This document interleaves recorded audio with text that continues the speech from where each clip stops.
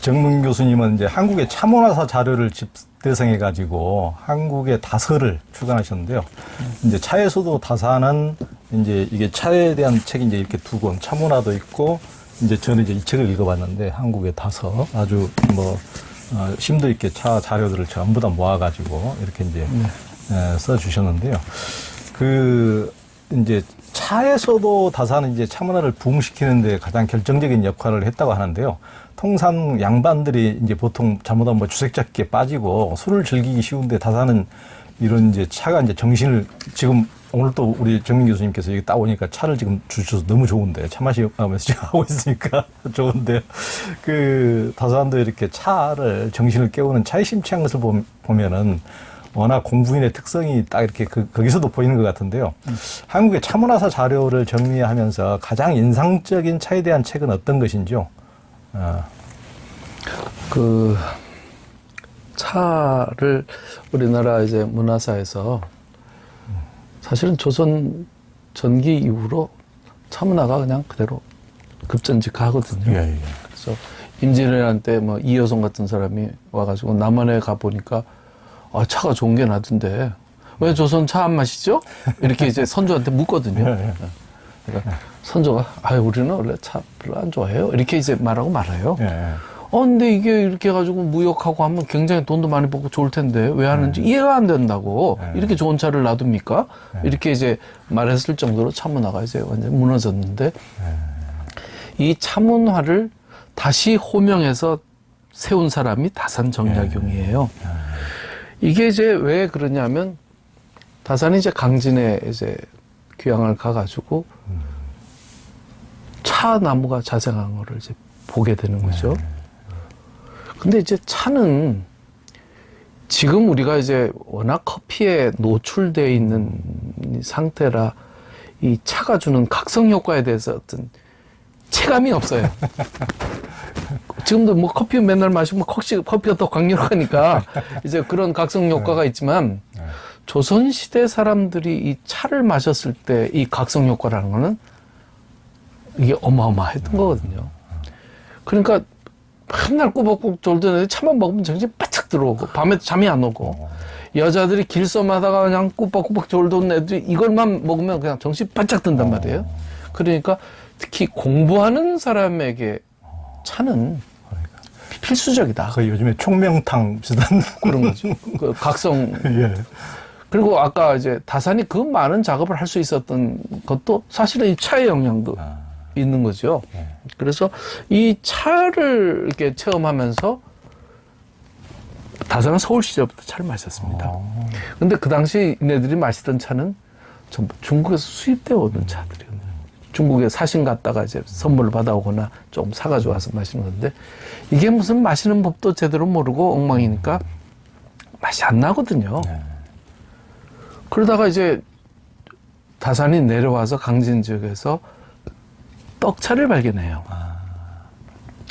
동전처럼 만들어가지고 구멍 꿰가지고 만드는 그 차를 보고는 이거다. 이래가지고 이제 사실은 초이 선사가 다산에게 차를 배우는 거죠. 그러니까 초이는 다산에게 차를 배웠습니다. 그러니까 20년 전만 해도요. 초이가 다산한테 차를 가르쳤다고 그렇게 차 아는 사람들이 전부 이야기를 했습니다. 나이상은 그렇게 안 돼. 아들뻘이죠. 큰아들하고 동갑이거든요. 24살 어린데 그 이전까지 초이는 차를 마셔본 적도 없어요. 사실은. 그랬는데 다산이 이제 차를 마시고 공부하는 사람들 차를 권하고 나중에 다산 초당의 기록을 보면 다산이 1년에 수백 건의 차를 생산했습니다. 그래가지고 천장에다가 이게 통풍이 굉장히 중요하거든요. 우리나라 특히 여름에 습기 하면 차가 다 떠버리니까 발효가 돼버리니까 못 먹어요. 그러니까 이제 동전처럼 꿰가지고 처마에다 걸어놓으면 바람이 늘 통하니까 이게 곰팡이가 안 끼거든요. 그것도 아니면 이제 주머니를 매달아 천장에 주렁주렁 달아놓고 그걸 하는데 자신이 건강이 안 좋고 하니까 이 차를 계속 이제 마시거든요. 그래가지고 그 당시 누가 차 좀 나눠달라고 하면 내가 돈 받고 팔진 않아. 이러면서 그런 편지들이 여러 개 남아 있습니다. 그리고 뭐 이제 고마워서 선물로 너 우리 형님 돌아가셨을 때 너 이렇게 잘해주니 내가 갚을 건 없고 떡차 50개 줄게 하면서 보낸 편지 이런 것들이 친필로 남아 있어요. 이게 문제배는 없습니다.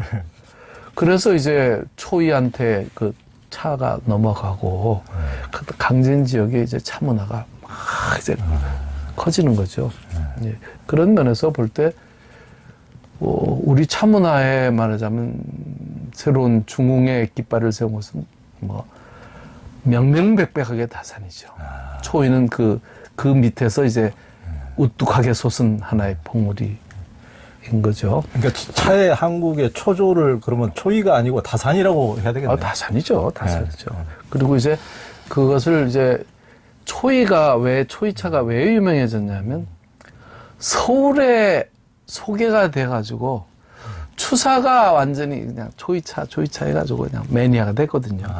왜냐하면 추사 입장에서는 이게 초이차를 뺏어 먹어야 되니까.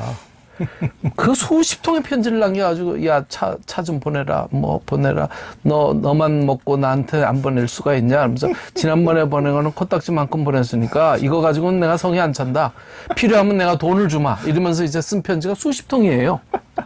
추사가 그 초이한테 보낸 편지가 그런 그 편지를 보면 그냥 계속 징징거리는데 초이는 또 중앙 쪽의 유력자들과의 소통 경로를 차를 통해서 했거든요. 그러면서 이제 그 초이차 신드롬이 일어나죠, 서울에서. 그것 때문에 이제 유명세가 올라갔지만 출발은 다산이죠. 그렇구만요. 그거는 뭐 명백합니다. 저도 초이 선생가 계셨던 대흥사 일지암에 일지암. 오랫동안 지금 법인 실상 스님. 법인 스님하고 법인 이제 제가 이제 가깝게 공부 모임도 한 10년 그러시군요. 모임이고 그러니까 그 다산이 괜히 명문으로 맨날 걸명서 보내는 통에 저도 차 얻어 마시려면 맨날 걸명서를 써서 보내라는 통에 저도 카톡으로 보내긴 합니다만 그 일종의 걸명 문화를 만든 것도 다산이거든요. 추사가 초이한테 한 것도 걸명이에요. 거리라는 게 뭐 명은 차니까 차를 구걸하는 거 아닙니까? 근데 다산이 쓴 글에 보면 걸명서도 있고 걸비서도 있어요. 그것도 안 알려진 글입니다. 비자. 비자 열매 좀 같이 보내다오 하는 그런 것도 있고. 비자요? 비자 열매. 비자 열매. 그게 이제 그 당시로 보면 약재로도 썼고 구충제로 많이 썼어요. 그러니까 이제 필요하죠. 그러니까 이제 비자 좀 보내다오, 차 좀 보내다오 하면서 그 다 걸명서, 걸비소를 다 남겼어요. 그 다산 그런 글이 있는데 특별히 의미 있는 자료는 뭐 저 이덕리의 그것도 있지만 부풍향차보라는 글이 또 있어요. 부풍향차보. 부풍은 저 부안을 가리키는데 전북 부안. 부풍에서 나는 향차. 토착차죠. 토산차를 가지고 있는데 이거는 아주 증세별로 말하자면 다른 차에다가 다른 약재를 가미해 가지고 감기 들었을 때는 요 차를 마셔라. 체했을 때는 요 차를 마셔라.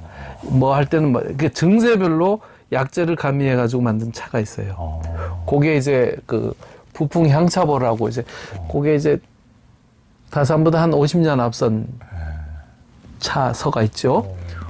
그 책은 내용이 자세하게 남아있지는 않은데, 그게 이제 황윤석의 이제 난고 속에 그 부풍 향차보가 초록이 돼가지고 남아있습니다. 그래서 이제 그걸 제가 찾아서 이제 한국의 차문화하고 조선의 차문화라는 책하고 이 한국의 다서라는 책에 이제 전문을 다 수록했거든요. 이제 그런 책들이 참 의미 있고, 압도적인 것은 이제 바로 이덕리의 동닭이 그러니까. 이런 책들이죠. 방금 그 말씀하신 이덕리의 동닭이를 원래 이제 동닭이는 다산저서로 잘못 알려진 것을 최민 교수님께서 이게 이제 밝혀내신 굉장히 이제 큰 역할을 이제 하셨는데 이처진 실학사 이덕리의 동닭이라는 이제 책까지 이제 쓰셨어요. 비운의 이덕리라는 인물은 어떤 인물이고 그가 실학사에서 어떤 의미가 있습니까? 이 사람은 참 운도 나쁜 사람인데 그 형이 이덕사라는 사람이 있었습니다. 이 사람이 그 집안이 굉장한 집안이거든요. 굉장한 집안인데 이 사람이 이제 영조의 특별한 총애를 받아가지고 과거에 떨어졌다가 다시 이제 살아나서 이제 급제가 됐습니다. 실격 처리됐다가 그게 번복이 돼가지고 이제 됐는데. 형이고 이덕리가. 형이. 이덕사가. 네, 네. 그래, 이덕사가 이제 영조가 죽은 다음에 정조가 이제 즉위를 했죠. 정조가 즉위를 했는데 정조가 즉위를 하면서 짐은 사도세자의 아들이다. 일성이 그랬거든요. 그런데 그 다음 말은 뭐였냐면 그렇지만 요거를 기화로 해서 사도세자의 죽음과 관련된 사람을 처단해야 된다거나 뭐 이따위 소리 하면 그거 가만두지 않겠다. 영모로 몰아서 끝내 처리하겠다. 그러니까 내가 사도세자의 아들인 건 맞지만 이걸 가지고 다른 장난치지 마. 이거는 사실은 정조의 입장에서는 노론 눈치 본 이야기거든요. 그렇죠. 내가 사도세자의 아들이긴 하지만 너희들은 건드리지 않겠다. 그리고 이거에 문제 삼는 놈은 가만두지 않겠다. 이렇게 말했는데 이 시그널을 오해를 한 거예요. 이거는 임금이 말해달라는 이야기다. 이 일종의 정치적인 승부수를 던진 거죠. 이덕사가 말하지 말라고 한 며칠 뒤에 상소문을 올려요. 사도세자를 죽였던 그놈들이 아직도 있는데 이러면서 안 됩니다 하고 상소문을 올리죠. 그 다음날 죽여버립니다. 사형. 하지 말라는데. 하지 말라는데. 능지처참을 해버려. 네, 능지처참으로 죽여버려요. 하지 말라는데 했는데 저쪽에서는 하지 말라는데 이 사인을 해달라는 사인으로 받아들인 거죠. 이거는 이제 도안이면 뭡니다. 이래가지고 그 집안이 풍비박산이 나요. 아들 다 죽고. 이덕리는 동생이거든요. 네. 이 동생도 귀향을 보내. 진도로 갔다 왔네. 네. 그리고 이덕리의 세 아들은 하나는 함경도, 하나는 거제도, 하나는 저기 전라도로 보내요. 다시는 못 만났습니다. 아이고. 그 며느리부터 시작해가지고 심지어는 이덕사 손자까지 다. 손자도 그 성년이 안 되면 걔들은 죽이지 못하거든요. 노비로 가죠. 흑산도로 가고 다 뿔뿔이 집안이 그냥 그날 하루에 그냥 풍비박산이 나버렸어요. 그래서 이덕사가 진도로 기항을 와가지고 진도에서 다산처럼 19년을 살아요. 다산보다 더 오래 살았네. 더 오래 살았습니다. 다산 귀향 오기 전에 직전까지 있었죠. 다산이 1801년에 기항을 왔는데 이덕사는 97년에 죽어요. 그러니까 바톤 타치한 거죠. 그렇군요. 그런데 이덕사가 거기 있으면서 이 사람이 그 집안이 무인 집안이거든요. 여기서 이제 국방의 비전에 대한 책을 씁니다. 그 책이 바로 이 상두지란 책이에요. 그런 상두지. 이 상두지란 책이 이제 말하자면 국방의 여러 가지 무기 체계, 그러니까. 군사 체계에 대한 어떤 새로운 전략이 필요하다는 거예요. 왜 그러냐면 군사 문제는 주작 개념에 따라 달라지거든요. 임진왜란 이전에는 맨날 우리의 주적은 여진족이었습니다. 북방이었어요. 그러니까 북방은 전부 기만민족들이니까 기만민족들하고 싸우는 전술 체계가 군사훈련 기본 매뉴얼이었습니다. 이게 임진왜란 때 완전히 택도 없이 당해버렸거든요. 손도 못 쓰고 신립은 북방군들하고 싸워서 한 번도 져본 적이 없는 백전백승의 노장이었는데 이게 탕금대 가가지고 완전 개박살났죠, 참말로. 개박살이 나는 게 왜냐하면 적의 그 성격을 전혀 몰랐어요. 여진족을 무찔렀는데 이것들을 못 무찔러 이 생각으로 갔다가 이게 조총 무기체계 유효 사거리 다르죠. 전투 방식 다 다른데 완전히 박살이 나버렸지 않습니까? 그러니까 최정예가 손도 못 쓰고 죽어버린 상황이 됐거든요. 이러니까 이제 주적이 이제 일본으로 바꾸니까 이게 해전 뭐 이순신 조총 이거에 맞는 군사 체계를 바꾸니까 이게 또 달라져야 되잖아요. 병사호란 또 딱 만나니까 또 말짱 헛게 된 거예요. 임진왜란에서 만들어 놓은 훈련 체계가 또 다 무너졌죠. 병자호란이 제일 무서웠던 게 뭐냐면 의주에서 봉화가 올라왔는데 한양에서 임금이 조정에서 회의하고 야 우리 강화도로 도망가자. 도망가는데 벌써 도착한 거예요. 얘들의 기동력이 너무너무 상상 초월할 정도로 어마어마했습니다. 그러니까 이 기동력을 차단하지 않으면 우리는 다음도 없다는 거죠.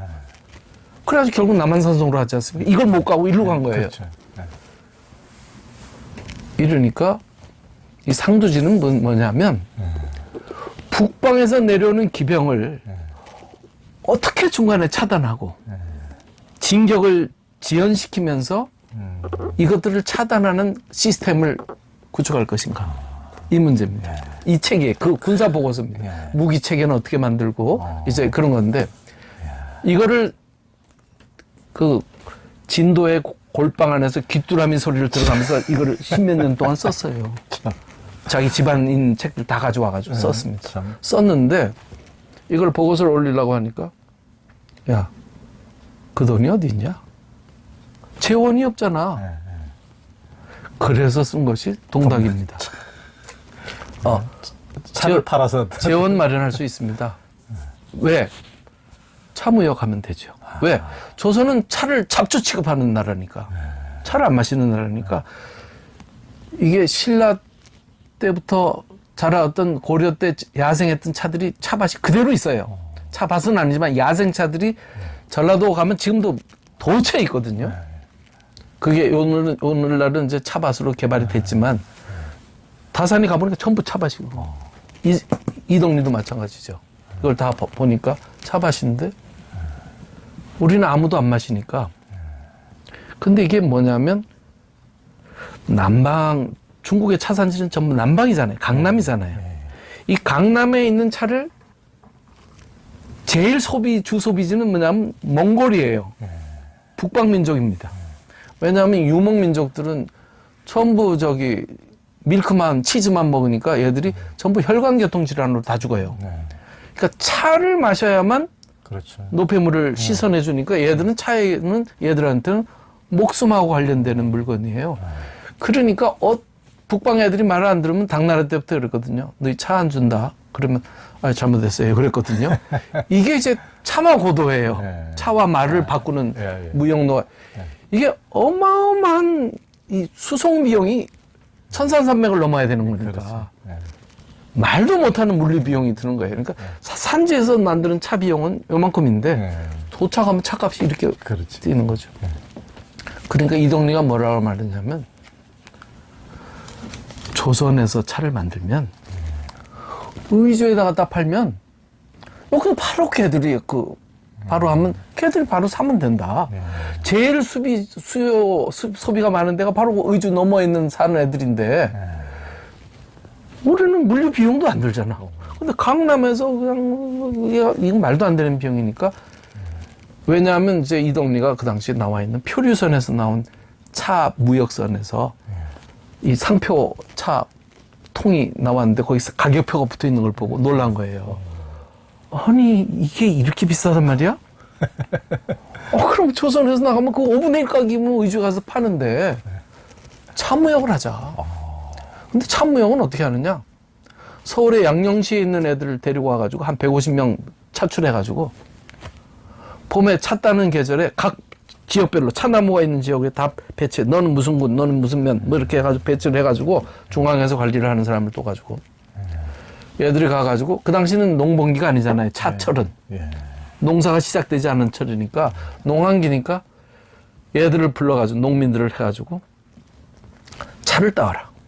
그러면 군역을 면제해주마. 밭으로. 그럼 농한기에 농민들은 아르바이트해서 좋고 나라에서는 주인 없는 차 다 따가지고 차를 다 가져오면 얘들은 이제 차를 만드는 기술자들이니까 그 자리에서 차를 덮어가지고 이렇게 딱 만들면 이거를 중앙에서 집화를 해가지고 제작을 해가지고 의주 가서 팔면 가격표가 어떻고 저 하면 1년에 몇만 냥이 되고 이게 생산량을 이렇게 늘리면 몇만 냥이 되고 처음에는 시험 삼아 이거 하고 이 매뉴얼이 동닭입니다. 그 다음에 군사 매뉴얼은 요거예요. 그러니까 동닭이와 이 상두지는 자매편입니다. 그러니까 이거는 재원 마련책이고 요거는 국방 비책이죠. 그래서 이걸 해놨는데 이 책도 상두지도 동닭이도 전부 다산책으로 둔갑돼 있어요. 이게 불과 15년 전에도 모든 책, 지금도 인터넷에 그렇게 남아있는 거 있습니다. 다 돼 있는데 제가 동닭이는 아무도 못 찾은 걸 제가 찾았거든요. 다산 후손가에서 제가 찾아서 그걸 이제 번역해서 책을 냈고 상두지도 이게 다산책으로 잘못 알려가지고 여의당 전서 속편에 이게 들어가 있어요. 영인돼가지고. 왜냐하면 죄인이니까 자기 이름을 안 밝혔어요. 익명으로 자기 이름을 썼습니다. 근데 십몇 년 동안 내가 이쪽에 남쪽에 귀양 살고 하니까 다산인 줄 알았죠. 그래가지고 딱 했는데 그래서 이게 제가 이제 그 책을 내고 나서 이덕리 후손을 찾았어요. 이 사람들이 집안이 풍지박산이 나가지고 그 당시에 그 후손 하나가 그 결혼을 막 했는데 막 덮치니까 도망갔어요. 부인하고 도망가지고 경북 청송으로 들어가서 숨었습니다. 그 청송에 숨어가지고 지금 200년 가까이 숨어 살았어요. 죄인의 집안 후손으로 해가지고. 이 사람 지금도 자기 할아버지가 몰라요. 아무것도 몰랐어요. 이덕리라는 사람이 그냥 처사공이지 귀양간 재수없는 처사공의 후손이라고만 생각했죠. 그 정선이 와가지고 제가 당신 할아버지가 이런 책을 썼고 이렇게 훌륭한 분이다 하니까 울어요. 자기는 그 전희 씨 명문가였는데 중앙종회 같은 데 와서 보면 맨날 우리 할아버지는 별일 없고 다른 집은 자기 영의정이고 막 이랬는데 그래서 우리는 맨날 말소리가 이랬는데 우리 할아버지가 이렇게 훌륭한 분이라니까 망치로 뒤통수를 한 대 콱 맞은 것 같습니다. 교수님 하면서 눈물이 걸썩걸썩 하더라고요. 그렇구나. 그게 지금 정민 교수님. 근데 이걸 정리한 것이 다산이에요. 다산과 그 제자들이 이 책을 갈무리해서 정리했습니다. 갈무리해서 나중에는 정리를 했구만요. 왜냐하면 이정의 풋노트이 상두지 안에 들어가 있어요. 상두지 영인본을 보면 다산의 제자 이정이 거기에 풋노트를 달아놨어요. 그러니까 그걸 정리한 사람은 그러니까 이 사람이 진도에서 죽질 않고 전염병이 돌아가지고 96년인가 95년에 영암으로 와요. 월출산 밑으로. 영암에 와서 살다가 영암에서 죽었습니다. 그러니까 자기 책이 걸러서 죽었죠. 다산의 그 백운동이 거기 살 뒷길로 싹 넘어가면 거기 하나만 넘으면 그렇죠. 다 월출산이잖아요. 그래서 그게 이제 그 집안으로 넘어갔던 것 같고 그래서 그게 정리가 돼가지고 다산한테까지 갔습니다. 그래서 다산이 정리를 했어요. 그렇군요. 그래서 이 자료가 이제 다산과 헷갈릴 수 있게 된 요소가 있었습니다. 하여튼 정 교수님의 노력으로 이 상두지와 그 동닭이가 이제 세상에 이제 제대로 이제 이덕리의 저서인 것을 이제 최초로 이제 밝히셨는데 저는 이제 그 방금 말씀도 그런 거 들어보면은 뭐 정약용도 뭐 나라에서 귀양 보내고 형제간 다 죽이고 이덕리도 뭐 그렇죠. 형 능지추첨 당하고 하는데 보통의 다른 나라 같으면 나라를 원망하고 나라님을 원망하고 이놈은 나라 망해버리라 어떻게 보면 원망밖에 없을 것 같은데 이게 나라를 위해서 국가의 하여튼 국방의 비책을 뭐 쓰는가 하면 재정까지 무슨 이덕리도 그러고 정약용도 그러고 그때 당시에 그 교수님 책도 보면 이덕리 동닭에 보면 진도에서 뭐 귀뚜라미 소리 듣고 평생 살면서 귀뚜라미를 부러워하고 너무 외로운 신세, 처량한 신세를 이제 뭐 그 글에 나와 있던데 그런 수많은 사람들의 먼저 깨인 선각자들이 그렇게 귀향을 가서 그 뭐 흑산도도 어디 뭐 다 섬으로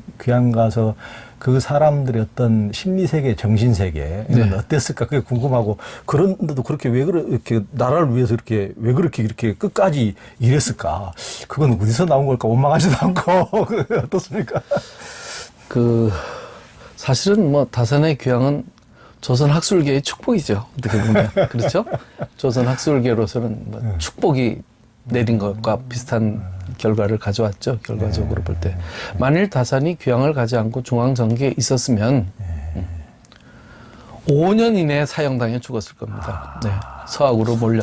왜냐하면 다산이 귀향 가고 나서도 그 다산 못 죽여서 안달을 했거든요. 그래가지고 말로 할 수가 없는 상황이었는데 다산이 강진에 가 있었기 때문에 그나마 목숨을 부지했었죠. 그러니까 다산이 서울에 있었으면 그냥 계속 정객으로 말하자면 이 권모술수의 와중에서 결국은 희생양이 돼서 자칫 없이 사라지고 오늘날의 다산은 없었겠죠. 그러나 귀향이라고 하는 그 시간, 유폐의 시간이 있었기 때문에 그것이 가능했다고 생각이 되죠. 그런데 모든 유배객들이 그런 건 아니잖아요. 사실은 대부분의 유배객들이 전부 정말 건강 다 상하고 술주정뱅이 되고 완전히 그냥 그저 다 망가져가지고 오는 경우가 많거든요. 그럴 수밖에요. 이제 자기는 버림받았다라든가 그렇죠. 나라에서 버려졌다. 구제의 희망이 없다. 이런 이제 생각을 하게 될 때 자포자기에 빠지는 건 당연하죠. 그래서 심지어는 저 이광사 같은 사람은 진도에 가서 살았거든요. 이 사람은 워낙 명필 아닙니까? 이광사 같은 사람은 자기를 안 알아주니까 그게 안타까워가지고 어떻게 하냐면 글씨를 써가지고 바가지 있잖아요. 이 바가지를 파가지고 바가지 안에다 자기 이름 글씨를 써가지고 넣고 바깥에 이렇게 뚜껑을 만들어가지고 거기 밀랍으로 뚜껑을 봉해가지고 바다에 띄워요.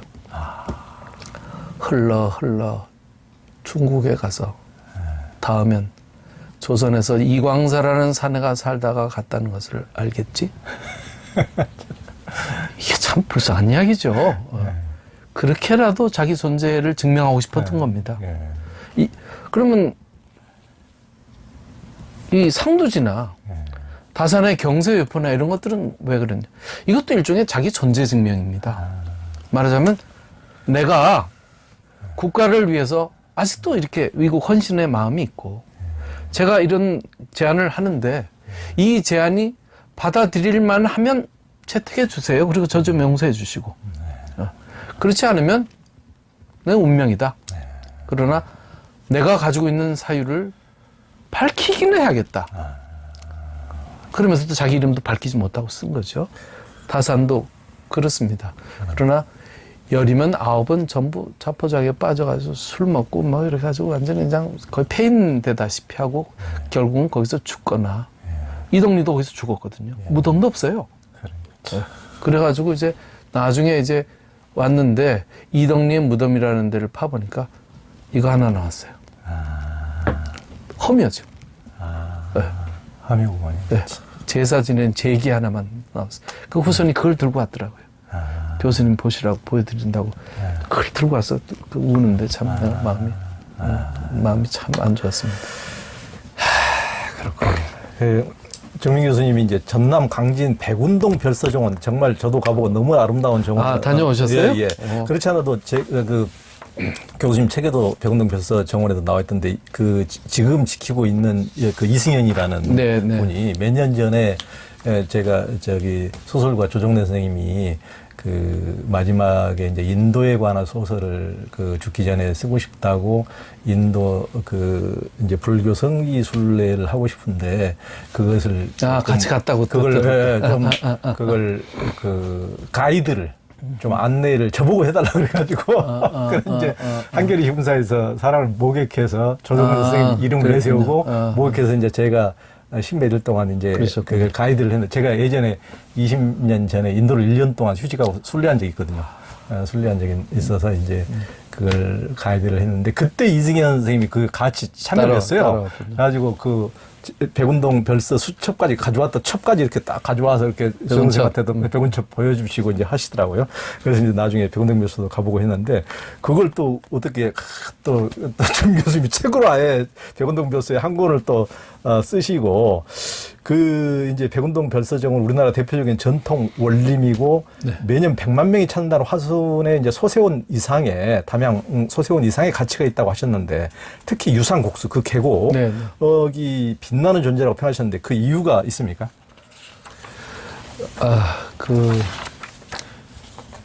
백운동이 다산 제자 후손이거든요. 근데 그 다산의 그 편지, 친필 편지가 그 집에 몇 통이 남아 있었어요. 그래서 제가 다산 친필이면 뭐 눈을 부려켜고 찾아다니던 때니까 그 편지를 이제 보려고 그 집을 찾아갔습니다. 근데 노인이 되게 불친절하고 아주 그냥 그 책에 다 나와 있으시더라고요. 이승현 씨 아버지죠. 말로 할 수가 없어요.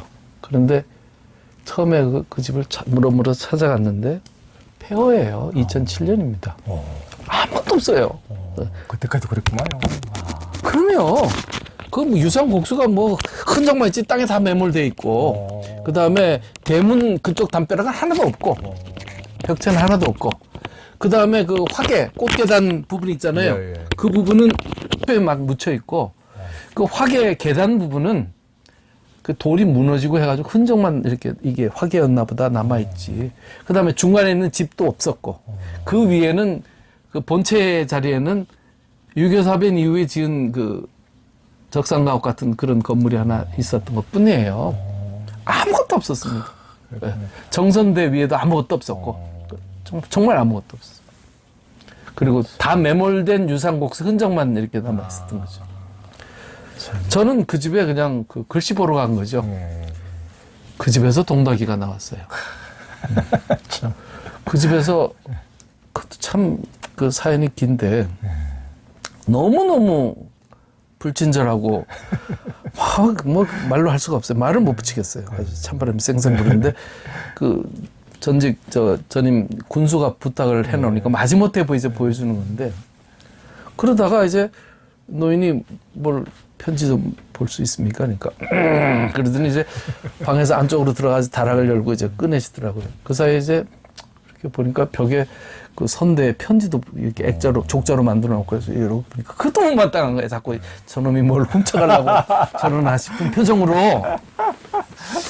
그래서 읽다가 안 되겠어서 이제 내가 최근에 나온 그 죽비소리라는 책을 가져갔었어요. 그래가지고 선생님이 제가 쓴 책입니다만 하고 사인을 해서 딱 줬더니 영번이 책을 보더니 죽비소리가 그러는 거예요. 그래서 그러더니 아니 나 이거 며칠 전에 샀는데 그러면서 자기 책상에서 똑같은 책을 딱 그래서 딱 보더니 맞다 그러더니 그 다음부터는 태도가 180도. 근데 이렇게 여기 보니까 책상에 제 한심이학산 책도 있더라고요. 노인이 보통 노인이 아니에요. 그러니까요. 저것도 제가 썼는데요. 그러니까 거긴 제 사진까지 있어요. 젊었을 때 사진도. 그러니까 맞다 그러더니 막 꺼내요. 그래가지고 이제 그 사진을 찍고 거기에 보면 이제 떡차 제조법이 나와요. 그 편지 다산 친필로. 너 지난번에 보낸 차가 엉망이니까 그렇게 만들면 안 되고 요렇게 만들어라. 제 차 만드는 방법까지 설명을 해놨어요. 그러다가 이제 시간이 서울에 올라와야 되니까 이제 일어나서 가는데 노인네가 또 이거는 뭔가 몰라 그러면서 하나를 꺼냈는데 그게 그게 이제 그때는 뭔지도 몰랐죠. 초소로 막 쓴 책이라.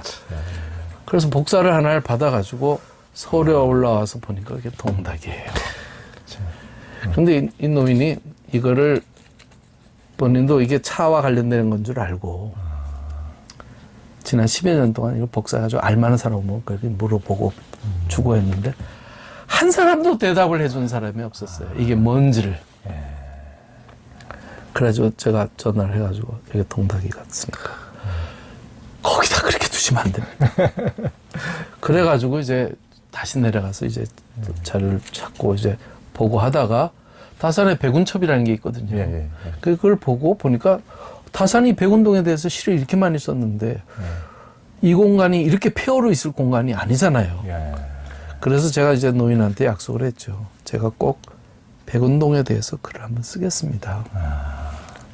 그래가지고 그 약속을 지킨 게 그 책이에요. 대단하시네요. 예, 강진의 백운동 별서. 동닭이를 또 발견하시고 또 그걸 또 보온까지 또 백운동 별서를. 근데 그건 워낙 기록이 많이 남아 있었어요. 그래서 이제 그 기록을 보고 사람들이 다 놀랬죠. 그래서 그 책이 나오고 나서 이게 백운동이 국가 명승으로 지정이 됐어요. 너무 멋진 집이죠. 그래가지고 그거를 복원해 놓고 나니까 세상에 그 폐허밖에 없던 그 아무것도 아닌 그 당시 사진 보면 기도 안 막힙니다. 그런데 그게 그렇게 멋진 공간으로 재탄생하잖아요. 저는 그거는 뭐 정말 소세원에 버금가는 소세원 못지않은 소세원 공간. 이상이죠. 네, 그런 공간인데 그거는 완전히 죽었던 공간인데 지금 지난 10몇 년 사이에 이제 살려낸 공간이거든요. 그러니까 이제 이렇게 주변에 널린 보석들이 많습니다. 우리 이제 연구자들이 하는 일은 그게 보석인지 모르고 땅에 처박혀 있는 것들을 꺼내가지고 다 꺼내면 그게 이제 광채가 나거든요. 그거를 이제 복원해서 차문화도 그렇고 상두지도 그렇고 이렇게 해서 이제 살려내는 것이 이제 제 소임이죠. 그러니까 빛나는 참 일을 정말 하시네요. 진짜. 그러니까 이제 그 동닭이를 설명하기 위해서 제가 차 공부를 하다가 이 차수를 썼습니다. 이게 차를 설명을 해야 되겠는데 차를 제가 모르잖아요. 그 차를 설명하려고 하니까 이게 뭐지 하고 차에 대한 기록을 보다 보니까 지금 우리가 먹는 차는 이게 떡차가 아니고 잎차잖아요. 예. 그런데 다산부터 시작한 모든 기록은 전부 떡차예요. 예. 이건 뭐지? 초이차도 다 떡차입니다. 왜냐하면 추사가 보낸 편지에서 지난번 보낸 떡차 그거 다 금방 다 먹었으니까 50개, 60개만 더 만들어 보내라. 전부 그런 이야기거든요. 근데 오늘날 초이차라고 하는 건 전부 이런 차를 초이차라 그래요. 그래서 이건 이상하다. 그래서 제가 이제 한국의 차 문화에서 한국 차의 원형이 사실은 떡차다. 이랬다가 제가 차게 맞아 죽을 뻔했습니다. 네가 우리 영업을 망치는구나 난리가 났는데요. 지금은 10년 사이에 그 문제는 이제 해결이 됐어요. 왜? 떡차인 걸 입증하는 기록은 하나도 없고 이 입차임을 입증하는 기록은 거의 없고 떡차임을 입증하는 건 100개가 넘어요. 그러니까 이건 게임이 안 되는 거죠. 그러니까 그렇다고 제가 오늘날도 떡차를 먹어야 된다고 하는 건 아니거든요. 왜냐하면 그 당시는 저장법의 문제 때문에 생긴 거고 오늘날은 이제 진공 포장도 되고 냉장 보관도 되고 하는데 뭐 굳이 그 떡차를 해가지고 번거롭게 할 이야기는 없죠. 그러니까 그렇지만 그 당시 조선시대에 마신 차가 이 차가 아니고 저 차였다는 거는 그건 팩트니까 그거는 밝혀줘야죠. 정확히 해야죠.